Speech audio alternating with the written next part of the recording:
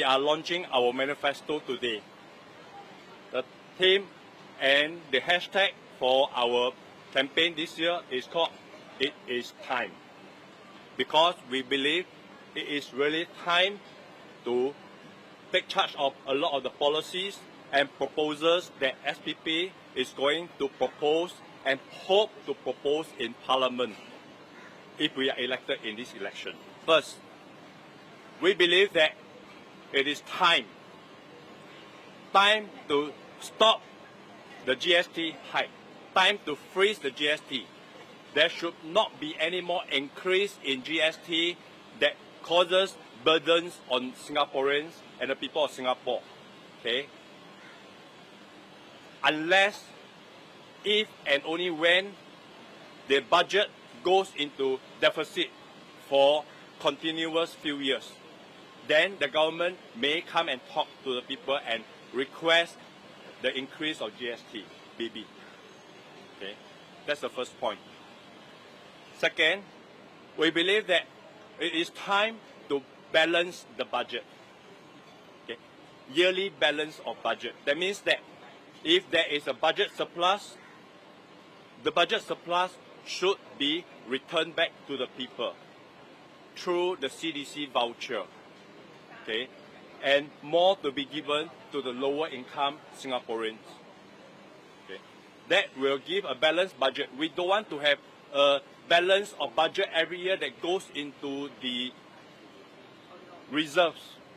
And we don't know how deep is this reserve. Okay? So a balanced budget, if there's a shortfall, a continuous deficit for a few years, then we talk about raising. We don't put the cart before the horse. Third, we believe and we propose that it is time to go into Parliament and request the government to review the CECA policy.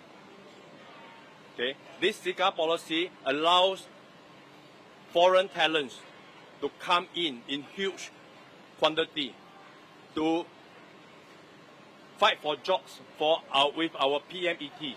This is something that a lot of people, a lot of residents are talking to us that we have to review it, and we want to put this message across. Thanks.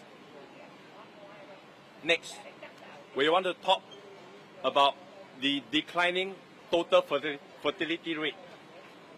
Our birth rates are falling and going down, and nothing that the government is doing is helping to arrest this. The birth rates for Singapore-born Singaporeans babies are declining, even with the baby bonus. Okay, so it's time for us to think out of the box. That is where the alternatives, the opposition come in. We want to create ideas. SPP want to create ideas, to introduce ideas that think out of the box for Singaporeans to consider. And if you think that that's a good idea, bring it up. Okay? So what are we proposing? SPP is proposing that for every second child of a couple, Singaporean couple, okay, they will be allowed to upgrade their HDB with the BTO or private purchase of HDB with additional housing subsidy. And if they want to go on to have the third child, then they should be allowed, if they want to buy a private property, that they do not pay the ABST, additional buyer stamp duty. Okay? Or if they don't want, they want to upgrade to a 4-room, 5-room or maisonette, then they could apply for a third bite of the cherry for this additional housing scheme, additional housing subsidies to be provided because they have given birth to the third child. Okay, why this change in rationale? Because in ancient days, with our parents and grandparents, they have many children, great-grandchildren. Why? Because they need the helping hand. The children are seen as an asset for the family because it's extra helping hand. Okay? But now in our world today, the cost of living, with high cost of living, it is seen as a liability. Okay? So parents don't want to have children or too many children because we see children as a liability. So we need to change the mentality from having children as a mentality to having children as an asset. With this change in mindset, we hope Singaporeans will be encouraged to view having children, okay, to have more children, so that you have more assets. Okay? The more children you have, the more assets you have. Okay? And the bigger the assets will be, because you have more support from the government.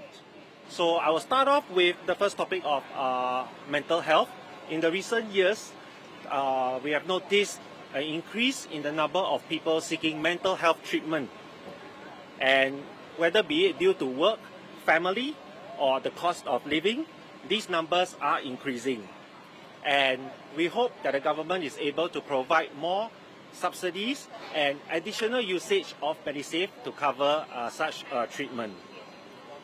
And also at the same time, we would like to encourage employers to allow such employees to take unpaid leave to seek medical treatment. Okay, the next point that I wanted to bring up is a Freedom of Information Act. Now, in this act, we hope that the government is able to provide a portal to provide statistics and data for people who are keen to engage in taking on projects and writing up policies for the public.